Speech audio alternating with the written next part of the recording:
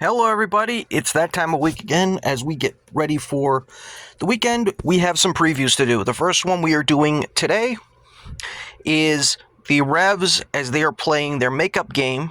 Well, quote unquote, their makeup home opener against Houston Dynamo. Now, if you aren't familiar with why this was the makeup game, again, early in the season, they were supposed to have their home opener early in the season, but we had that giant blizzard where we had 40 inches of snow, and they were also trying to get the grass ready for the World Cup, so they pushed this game back to this day. Now, when you look at this game from the Revs standpoint, they are going to be the home team. It is also the Jack Harrison, supposedly his debut day. We don't know if he's going to start, if he's going to be on the bench. I guarantee he'll be on the bench. And if you look at both teams, they're kind of similar to one another. In fact, if you look at both of them, the Revs this year, goal scoring wise, because there's been a lot of criticism and a lot of, just people being critical about how the Revs are struggling to put the ball into the net consistently and being like a real threat besides set pieces and pens. Houston's kind of in the same boat a little bit. They've scored 3 less goals than the Revs. They're not getting quality production from their striker. Ponce is actually, if you could say, he's only played in, I think, 5 games for them this year, and I'm talking about the league game, not the World Cup, the World Cup friendlies that they did. But he's only put the ball in once, and his rating is a 6.43, and when you look at Turgeman, it's a 6.84, and we've been really critical on Dor, even though he has scored the last couple of games. That entire second half, he was a complete and utter embarrassment, but Ponce is doing worse than that. Houston's kind of in the same boat, trying to get quality production out of their striker. Defending-wise, Revs have conceded 3 less goals. Now, if I had to say who has the better back line, though, it's a coin flip, but I'd rather take the back line of Halter and Reich for Houston than I would Kohler and Favana. And because of my criticism and my complete dismissing of Kohler as a center back, because he's not a center back. But this is going to be a good game because I think both teams are kind of similar to one another. Now, there is one thing that concerns me for the Revs coming into this game. And I'll talk about Marco's comments in a minute. This is going to be the first team that relies on their wide play to score. You have McGlynn on the right. I believe you pronounce it Guilherme, I believe, on the left. Now, the reason I bring up those two is their ratings. McGlynn is 7.39 and Guilherme's number 20 for him is 7.98. He's been very good this year, and I believe he's scored in back-to-back games. In fact, Houston's coming in back-to-back wins and back-to-back clean sheets. The reason why I say it's going to be a problem for the Revs is I think this is the game that people are finally going to see why Matt Polster cannot be a right back.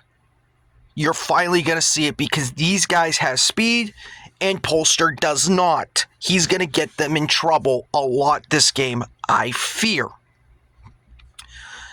Now, we don't know what formation they're going to play.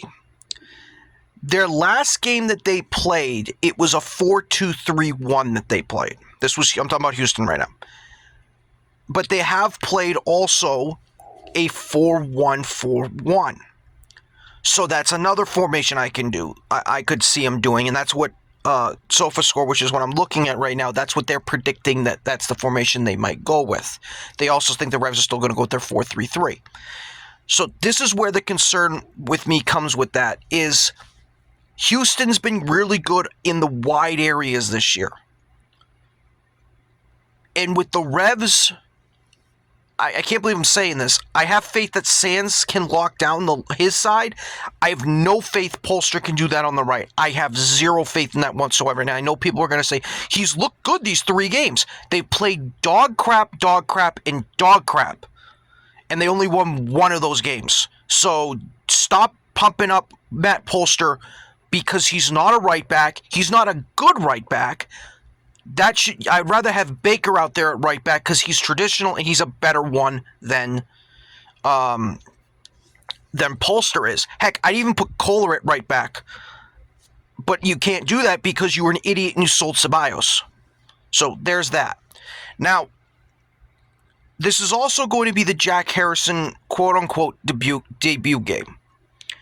And Marco just put some comments out that should piss you off if you're a Revs fan.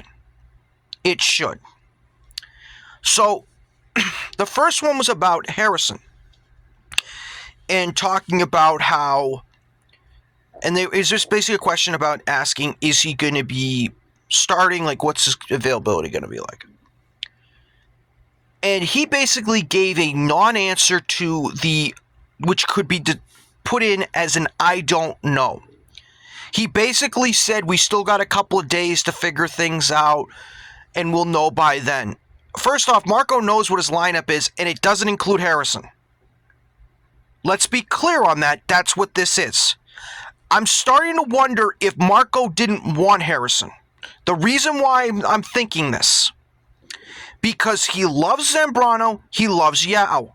He loves those guys. He wanted to get those guys. That's why he had those guys starting over Langoni, which was an idiot mistake. And this goes back to my Langoni videos that I've done 2 of.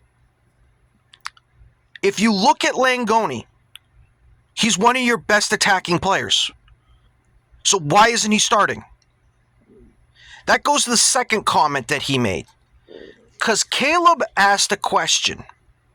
This was Caleb Pomegrantz. He asked a question where he just simply asked, with Harrison coming in, does this mean Miller will go back to left back so Langoni can get minutes? Because you would think, as a Revs fan, it would be common sense. Harrison on the left, Dor in the middle, Langoni on the right, Miller back at left back. You would think that completely. And he goes, well, I don't know about that. I don't know. I kind of like what I got. He didn't say that. I'm just kind of quoting what it sounded like to me. He didn't answer the question. And that should piss you off as a Revs fan. Because we know what the lineup should be. And it sounds to me like Dor would rather his guys than the best guys. Did I say Dor? I meant Marco. My bad. Marco would rather his guys than the guys. Here's the other reason why I'm thinking that. Don't be surprised if Marco wants to get rid of Dor. Don't be surprised at that. Because I don't think he sees Dor as his guy either. Because he did it with Ceballos. He's doing it with Langoni. Dor might be the next one. But when you look at this Revs team, it's going to be interesting on Saturday, like I said, because I think you have 2 teams that are kind of evenly matched that are looking to get goal scoring. You have Houston that thinks they might have found it in the second half, and you have the Revs who are just trying to figure out how to get a win. Considering they blew 3 chances to have 3 wins in a row. You have that. Now, here's another thing I looked into this, because I was trying to figure out what kind of game we're going to see. So, for the Revs, I didn't know this, but this is kind of the reason why they've had such a good home record. Their home record is 8-1-1. They won 8 of their 9 games at home. Part of the reason for this is they've only conceded 2 second-half goals.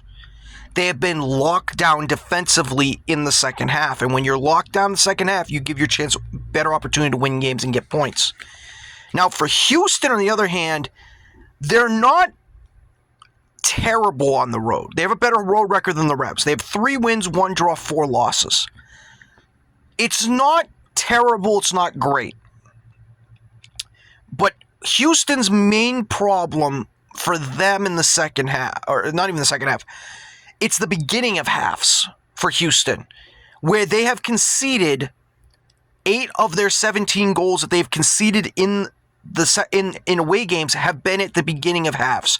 They've conceded 4 in the minutes when the game was first kicked off in the first 15 minutes, and the 45-60 in the second half. Now, that's the reason why Houston has the record that they do, is because they fall behind early, and it's hard to consistently dig yourself out of those holes.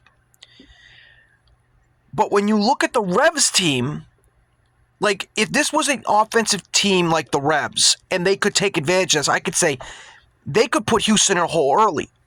I just don't see that. Considering they kind of did that against Montreal, even though Montreal was completely ass. But I just can't see it against this Houston team.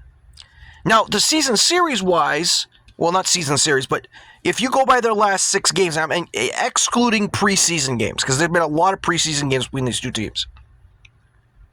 But they have won 4, and Houston's won 2, so they have a good record. So if you're looking for a money line, someone's going to get a win in this game. I don't think it's going to be a draw. If I had to go with a prediction in this game, though, I would probably go with a 2-1 Rebs win. And the reason why I say that is I think Houston will give up an easy goal. And when I'm saying easy goal, I'm talking about maybe a set piece. Maybe Revs get another penalty, because it feels like it's what they've gotten this year. And I just think Houston's going to find a way to lose this game. I just have a gut feeling on this, and it'll be later in the game. And then I'll hear from Revs fans, see, they're back. And I'll then say, pump the brakes. But if the Revs are going to win this game, someone has to babysit Polster. Because if you're going to leave Polster one-on-one at right back, he's going to get skinned alive the entire game. And it can't be Kohler. Because Kohler can't be that. So, I think I would probably say whoever it is, Reigns or Youssef, has to bail out Polster. Someone in that midfield has to babysit him. Offensively wise, Dor has to redeem himself. There's no sugarcoating this. Dor has to bail himself out. Because even though he scored at Montreal, he completely was their worst player on the pitch in the second half. He has to redeem himself. If he has another stinker,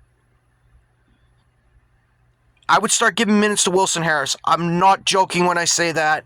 I would do that. Send a message to Dor that your play's not good enough. You need to be benched. And I guarantee you, Marco's thinking that. Guarantee it. Now, if Harrison plays, what kind of impact do I think he will have? Well, I think he's going to be a second half sub. Because I keep hearing from Marco that, he hasn't played in 2 months. Okay, so you're telling everyone he's not ready. And I put a tweet out on this. Other DPs that have come in have started right away and have produced. With the Revs, it's always, no, they're not ready yet. It's always this case. Same thing with Vrioni, and Vrioni was a joke. Okay? So, you need to understand, people, that when the Revs say they're going out to get talent, they're not. They're getting names, and that's it. But do I think if Harrison comes into this game, he could have an impact? Sure. Do I expect him to miss his first couple of passes, or, passes that you would think he could make? Yeah, I do. Because he's playing on turf, not grass. But you never know. There is going to be weather in the area, though, so we'll see how that affects the pitch and everything. I wouldn't be surprised if there's a delay in this game, maybe, because we are supposed to get, I'm not trying to get weatherman on you here, but there's supposed to be a cold front coming through and supposed to be some good thunderstorms with it, so I could see a delay and all that, and I think the pitch will be, wet and everything. But I think the Revs can sneak out with a win here, even because they're the home team, and like I said, Houston is playing well, but I just think the Revs at home, something's going to happen. Just something's going to happen where people are going to say, see, the Revs are good, when we know they're not. So, take care, everybody. I will see you next time for my next preview or recap.